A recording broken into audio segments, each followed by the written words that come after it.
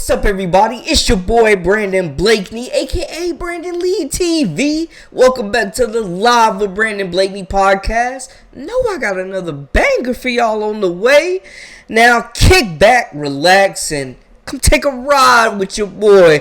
It is conference tournament week in women's college basketball right now. We're seeing upsets, we're seeing star players, we're seeing secret weapons being unleashed, and the defending champions got some really bad news to share.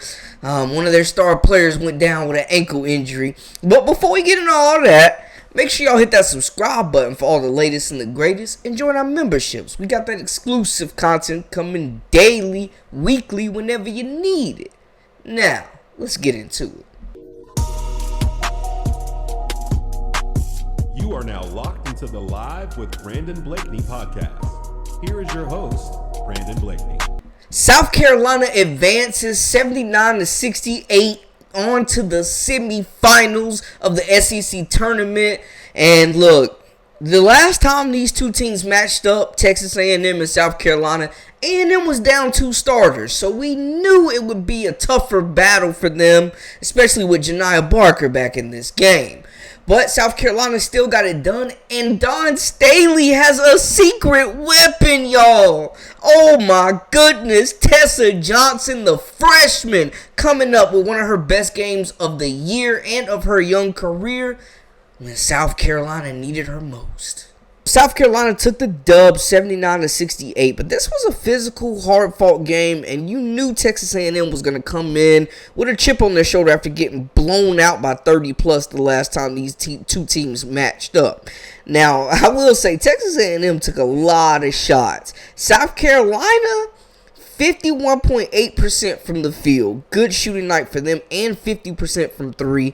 Back-to-back consecutive shooting nights for them where they have just, well, I shouldn't say back-to-back nights, but back-to-back games where they have just shot the lights out. And then they look good from the free throw line, too, knocking down 17 of 22. They held A&M to 36.5 from the field, and then 30% from 3, 6 of 20, not going to get it done. They dominate the glass 40-28, and y'all know this is what South Carolina does. 20 assists. Now, the 24 turnovers is alarming. It was sloppy at times. They definitely got to cut down on them turnovers. But it was another balanced team effort. Now, we mentioned Tessa Johnson really stole the show. 13 points off the bench in 28 minutes of play.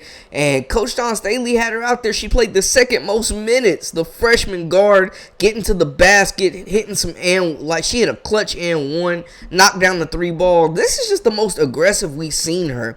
And the team was hyped for her. Tessa's a hooper. She's a baller, and she's been waiting her time. She's been very patient. So just being able to see her blossom throughout the game, it's something that I've been enjoying to watch, and knowing that she can do this, and it's going to give us great confidence for herself and our team, and she's got to keep doing that because we're going to need her in the long haul. So happy for her. It means a lot to me. I feel like I watch her work hard every day. We all work hard every day. She does great in practice each and every day. She brings the energy. She deserves everything that's coming her way. I'm so happy for her. I mean, we always tell her to keep shooting the ball, stay confident, attack the basket, and today she went out there and she showed everybody what she's capable of doing. It's amazing. It just tell you about this program, that the future is very bright in this program, and just seeing her, translate what she works on in practice and works on in her off time in the game. It just means a lot for this program, not just this team, because we can go deep in our bench, and it just tell us like what Coach says, like trust the process. Like when you trust the process, good things happen. Camila Cardoso doing Cardoso things leads the way with 17 points, 3 assists, 6 rebounds. Raven Johnson, stat sheet stuffer, 6 points, 5 assists, 6 rebounds, leads the team in assists once again. Tahina Pau, 8 points, 2 assists, 4 rebounds for her. Light day. Bree Hall, light day for her. 5 points, 3 assists, 1 rebound. Ashlyn Watkins, who I think will be the breakout star in the tournament for this group. 10 points in 19 minutes. Also grabbed 5 rebounds. Sanaya Fagan got in the action as well. Put up 6 points. 1 assist, 3 rebounds. Malaysia Full Wiley off the bench, the freshman, 6 points, 4 assists. 3 rebounds for the most exciting, electrifying player in women's college hoops right now. Yeah, I said it. Just a really good effort from South Carolina. They took care of business. Now, South Carolina has a big matchup with Tennessee, who just dominated Alabama. And this is the third time these two teams are playing. Tennessee played South Carolina tough twice before, but they ran out of gas in the fourth quarter. Now, they get a third time to extend their season and compete for a SEC championship. Hey, man, Tennessee's got nothing to lose. They got to come feeling confident in this game. Jules Spear just went 6 of 6 from 3 against Alabama, shooting the freaking lights out. Rakia Jackson doing Rakia Jackson things. Both of them had over 20 points. Rakia Jackson projected to be the number 3 overall pick in the WNBA draft. She gave South Carolina fits both times these teams played, but the last time, it just seemed like they really stopped giving her the ball, and bad decisions, bad guard play, bad shot selection really got them up out of this game. This has got to be a redemption game from Jasmine Powell. We saw her pretty much shoot the Vols out of this game. Bad decision making, bad guard play, and hey, they was going in on her on social media. It's tough to beat a team 3 times, especially a team with talent like Tennessee. So I'm expecting a big matchup. This could be a trap game for South Carolina. They are 30-0. They are firing on all cylinders, but it is tough to beat a team 3 times, and I think they will have their hands full with this Tennessee squad. Still think South Carolina gets it done, but I'm just saying Tennessee is going to come in swinging. We know that, and coming off that big win against Alabama, a team that really cost them the double bye in the SEC tournament. It was personal, and Tennessee's just got to really, really be feeling confident. You know, they've got to really be feeling confident going into this matchup because they've already played South Carolina really tough twice. We're all looking ahead to that potential LSU-South Carolina rematch in the SEC title game, but we cannot look past those Lady Vols. That's all I'm going to say about that. Ole Miss and Florida are battling to play LSU. LSU put on probably the most dominant performance on TV today. I mean, they went up 21-0 on Auburn and never looked back. This is the third time these teams have matched up. Speaking of 3-time three-peats, and so Auburn, we know, got the upset at home in the first one. Tennessee came back, LSU came back, smacked them up in the second game, and this third game put the nail in the coffin. It was a wrap. The defense for LSU is really boosting that confidence on the offensive side. They're forcing turnovers. They're pressuring the basketball. They're crashing the glass. They are hustling for those 50-50 balls. I mean, the effort and the energy from LSU right now just completely overmatched Auburn. And if they can keep this up, they are going to be a dangerous team. Currently, they're projected to be a 2 seed, but they go through and win this SEC tournament, you got to bump them up to 1. And you look at the other 2 seeds, Ohio State, USC, like teams like that. LSU, they would be the toughest 2 seed. I don't think you want them to be a 2 seed in your region if you're a 1 seed when you're looking at these other number 2 squads. We'll see, if they end up bumping somebody. Maybe they get a chance to bump UCLA up out of there. Who knows? We'll see. But the big news with LSU, Angel Reese exited this game with an ankle injury. An ankle she had already been nursing. She twisted it. Auburn player tried to take a charge. She twisted the ankle. And, man, she exited the game early in the fourth. Was on the bike. Was noticeably uncomfortable. But it seemed like towards the end she was in good spirits. She was standing on it. She was dancing around. But that would be a monumental loss for LSU. And they played without Michaela Williams today. Didn't really miss her. The guard play was superb with Laster Poe, who got the start, as well as Haley Van Lip. Those 2 ballers really controlled the pace, set the tempo, set the offense. Poe was elite on defense, and they both made shots from deep. Looking at the breakdown, LSU shot 46%, holding Auburn to under 30, and that was kind of on the Tigers too, man, because they couldn't make a shot. They could hit the bronze side of the barn, man. They couldn't throw a beach ball in the ocean how they was shooting throughout this game. LSU, impressively though, 55.6% from 3. They got to the free throw line as they typically do and made the most of their opportunities, shooting 87%. They win the rebounding battle, plus 10, 45 to 35, 31 defensive rebounds. Shows you they were really limiting Auburn to just one shot per possession for the most part. They forced 19 turnovers, get 10 steals, and that just shows you the ball pressure. They were jumping passing lanes, picking pockets, just suffocating defense for them. And it was a really good offensive showing. I think the defense, though, led to a lot of offense for them. You look at it, Flau'jae Johnson was incredible, played the most minutes. She had 25 points. 2 assists, 7 rebounds. She was sensational. And without Michaela Williams, she really picked up the slack. Angel Reese, we mentioned, went out the game. But before she did, she had another double-double. 18 points, 3 assists, 11 rebounds. We're seeing the versatility. Her getting it off the dribble, facing up a little bit more. Haley Van Lith had 11 points, 2 assists, 4 rebounds. Anchoring that backcourt were Las Terpoa, who had 14 points and an assist. Anissa Morrow gets in double figures, almost had a double-double, 10 points, 2 assists, 8 rebounds from her. And she just did a really good job of deferring this game. You know, when her shot wasn't there, she was not forcing it. They rode the hot hand, Las Terpoa. They rode the hot hand of Flau'jae Johnson. Angel Reese does what she does. And Haley Van Lith just is not turning the ball over, taking care of it, being a game manager for this group. You just love the poise. They are gelling right now. The chemistry is there. They are reading each other, finding each other in stride, in transition. They are dangerous, y'all. Straight up, they are dangerous in transition. LSU is playing their best basketball at the best time. They are peaking. And then next game, you get Michaela Williams back. Of course, now, we have to monitor the Angel Reese situation in her ankle. I'm expecting her to play tomorrow. But at the same time, you know, you never know. If they feel like they can win without her like they did with Michaela Williams today, maybe they sit her in preparation for that big matchup against South Carolina if South Carolina gets past Tennessee. But that would be a major loss. The SEC Player of the Year, leading the whole conference in points per game as well as rebounding. There's not a player on this roster or in the league that could replace Angel Reese for this LSU squad. So, man, their championship hopes hindered. They depend on Angel Reese getting back healthy and returning to her normal form. But like we said, she looked like she was in good spirits. You know, she was on the bike. She was getting loose, keeping the ankle mobile, keeping it warm, you know, and there was really no need for her to check back into the game. I'm surprised the starters played that long, to be honest, that much with 5 minutes left in the game. I'm just saying, it was just crazy to see that.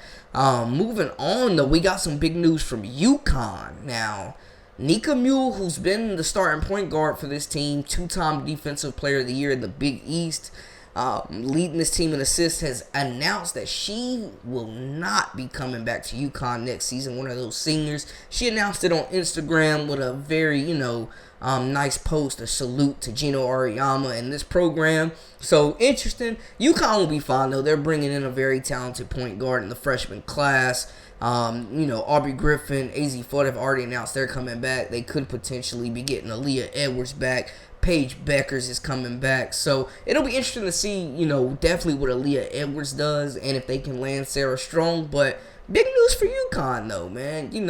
They're still in the middle of the season, like the postseason. They're making their run on the way to potentially a Big East title, but one of their star players from this year, they would not be where they are right now without Mule's play, her leadership, her poise, her patience, and her defensive capabilities, as well as just stepping up as the lead playmaker for this group. So big news, big loss, but I think UConn will be fine. They got reinforcements coming, and they might not be done yet. So we'll see how that goes. But how about Ohio State getting their doors blown off by Maryland, y'all? Setting up the scenario right now for Iowa to run the table. and get that Big Ten title and lock in her number 1 seed to play at the crib. Things keep getting sweeter for Caitlin Clark. We know they're in action tonight, but that Ohio State game, Maryland coming out of nowhere, the 8th seed out here making noise, extending their season. Shout out to the Terps. And it seems like now, Ohio State's been dropped. They are locked into that 2 spot now in the bracket play in the NCAA projections for the tournament. They are locked in as a 2 seed. There we go. So it'll be interesting to see, how they rebound, because they were not expecting to lose that game. And I mean, they got beat emphatically, guys. Maryland took this game 82-61. And just looking a little bit at the breakdown and what went wrong for Ohio State. So Maryland, for one, shot really well from the field and had a lot more possessions. Got a lot more shots up. They shot 42.5% from the field. Held Ohio State to 34.9, making it tough for those stars to really get anything going. They held Ohio State to 27.3% from the field, and those free throws hurt Ohio State as well. Maryland, the rebounding battle was just insane. Over plus 20, 55-31 out rebounding Ohio State, and that is usually Ohio State's bread and butter when they're winning games. And like I said, man, it was a total team effort from Maryland. You got to salute them, though, especially these bigs. Brene Alexander, 19 points. Big game for her. Masonius, big on the glass, 15 points, 11 rebounds, big game breaker there. Cheyenne Sellers adding another 25, leading the way from Maryland. Huge game for her. And then Jakia Brown-Turner rounding out the double-figure score, scoring 19 points. That starting 5 played a lot of minutes, and they delivered. This group is rolling. They are hitting their stride at the right time, and they completely came out and punched Ohio State in the mouth. Cody McMahon, 12 points, 3 assists, 9 rebounds. Tough night for her. JC Sheldon had 10. Just not her normal production either. She's a big-time scorer as well. Rebecca Makulas-Kofa, 16 points, 5 rebounds. But none of the bigs for Ohio State got double-digit rebounds, man. I just was surprised they got dominated on the boards like that. Taylor Thierry, 13 points as well. Doing what she can. Celeste Taylor, Conference Defensive Player of the Year, 7 points, 6 assists for her, leading the way for Ohio State in that department. But man, you just look at that game and it was not Ohio State. They started off strong in the first quarter, and then Maryland completely took over, outscoring them 3 quarters straight, putting a dagger in the fourth quarter. But man, I tell y'all, upset alert, and now it lays the stage for Iowa to get that 1 seed as they are blowing the doors off of Penn State.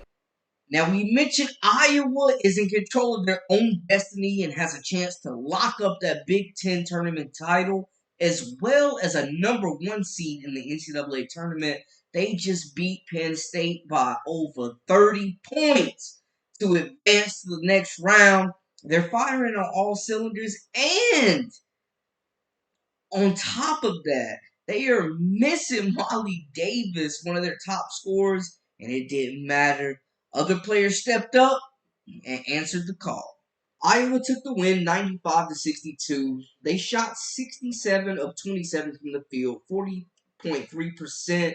They hold Penn State to 35.3% and an atrocious 21.2% from the three-point line. Iowa on the other side shot 34.1%. Free throw shooting was a big factor in this one. Iowa shot 30 free throws, made 26 of them, compared to 9 attempts for Penn State. Iowa finishes the game at 86.7%. They dominate the glass, 52-38. 30 defensive rebounds, showing you that they're limiting Penn State to 1 shot per possession. You love to see the sharing of the basketball. 21 assists to 12 turnovers. Very impressive. And it was a well-balanced effort for them. Of course, National Player of the Year, we want to go ahead and put that out there. Caitlin Clark, 3 assists away from another triple-dub. She had 24 points, a game high, 7 assists, and 10 rebounds. Sydney Falter, 18 points, 4 assists, 9 rebounds. She balling after being snubbed for that 6th Player of the Year award, not even being on the list. She comes in and steps up big for the Hawkeyes. Kate Martin, 11 points, 9 rebounds for her, and assist.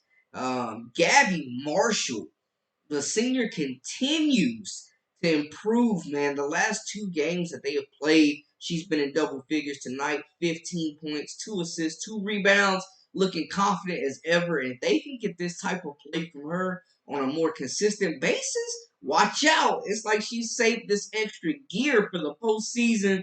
This season's in, and she is playing great basketball. Taylor McCabe also double figures with 12 points, 2 assists, 2 rebounds, a well-balanced effort from Iowa.